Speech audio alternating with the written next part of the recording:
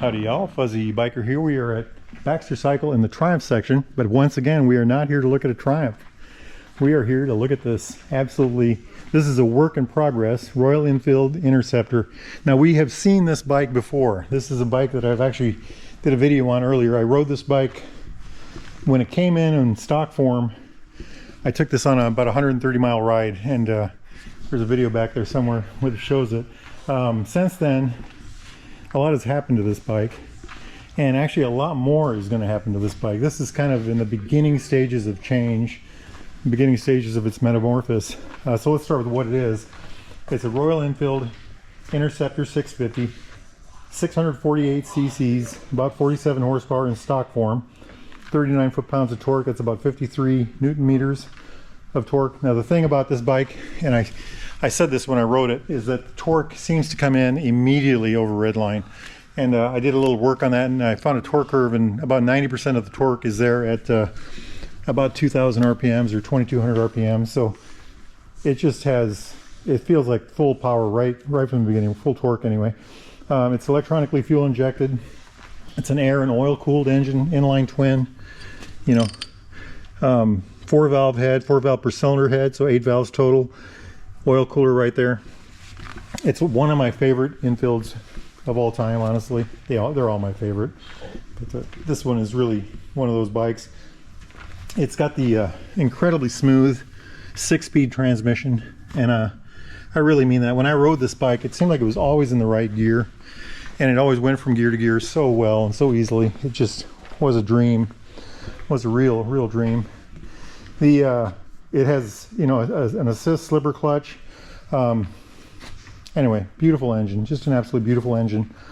Jumping up here to the front end, it's got 41mm forks with 4.3 inches of travel. I think that's 110 millimeters, 41mm in diameter forks. So that's a very common thing in the Royal Enfield world, that 41 millimeters. The brake, let's take a look at that. It's a Bibree floating disc with looks like a 2-pot caliper.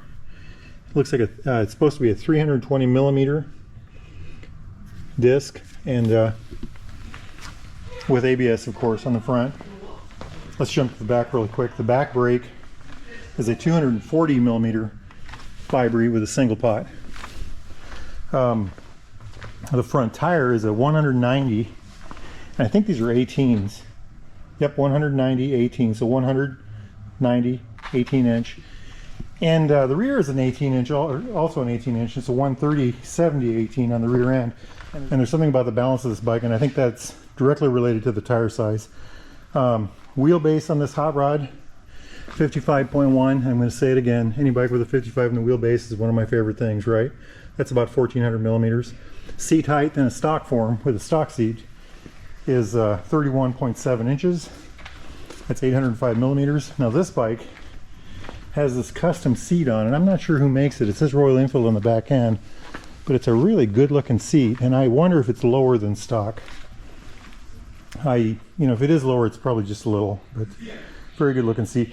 Fuel tank is 3.6 gallons. That's 13.6 liters. And here's a really good number. The big number, the number we all want to know. What does it weigh? Well, we were just doing some Googling on that. And Royal Enfield claims about 470. We found 466 wet. That's about 212 kilograms. So that's, it's pretty decent, Now this bike, of course, has had some work done to it. So there's some changes that we're going to talk about. By the way, the color is Canyon Red. And that's another thing we're going to talk about. So let's talk about what he's done so far. So what he's going to do with this, he's got a whole plan. He got a plan going. There parts are coming and things like that are going to happen. But he's going to kind of make this into a custom hot rod. All kinds of goodies are going to get onto it. And but what has he done so far? Well, notice this big hole here. This battery is going to get moved up. This is all going to get cleaned up. In my time, something like this meant high performance look. He's got these neat little intakes on here. I mean, isn't that cool? I don't know what those are called, but it's really sharp. This whole thing here has been changed to the center. He's got this beautiful 2-in-1 S&S pipe, and this is supposed to be like an expansion chamber area right here. It's supposed to increase flow, get everything out the back. There's no cat in it. I like the way this looks like. It has, you know, it's got the springs on it, hold it in place. Really neat. I suppose the baffle does come out. I'm sure the baffle comes out. Maybe we can hear this running, not today, but another day. Other things he's going to do with it. He has, well, other things he's done already. He's put these adjustable levers on here. So these are adjustable for throw. If you see how much that changes, you can change the distance from here to here by turning that knob. It looks like it has 6 spots total. So that's, you know, that's pretty cool. Pretty nifty. Let's put it in the middle. He's going to get the tank repainted. He's going to do something different with the bars, I think. Different mirrors, of course. I don't know. He was telling me what he's going to do to the front end. And different fender, all that neat stuff. Already told you about this area here. I think the wheels are going to stay stock.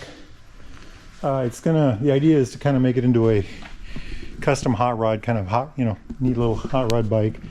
And I think he's on a, you know, he's on his way. But he did a booster plug on it too already. I don't know if he's going to get a different ECU with, you know, that's mappable or something like that. I know they're talking about it. They're going to do a whole different rear end, you know, shorten the fender up, different tail light, all that neat stuff. Different blinkers, of course.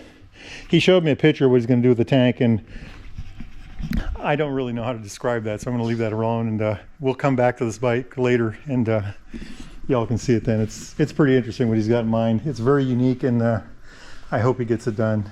We're having trouble finding a painter that'll do it, actually. But isn't that quite a bike? See, that's one of the beauties of these Interceptors, is that they're so customizable. You know, you buy it, I think they're like $6,000. Put another couple $1,000 in it, or several $1,000s or whatever, and you've really got a really unique, fun motorcycle. And like I said, I rode this bike about 130 miles one day, and I just had a ball on it. And all these things that he's doing that are just going to increase the fun, you know, in his way, in the way he likes. So I'm pretty happy to see it, and I really, you know, check back later. We'll do another video on this as it moves along. But very nicely done, I believe. Very nicely done so far. What he's done so far looks good to me. All right, y'all. Hey, if you're interested in a new or used Royal Enfield or new or used Triumph, get yourself down here to Baxter Cycle. Go to baxtercycle.com. Give those guys a call. Ask for Mark or Randy or Jeremy or Amanda, and they can help you out. All right, my friends, get out there and have fun. Wahoo!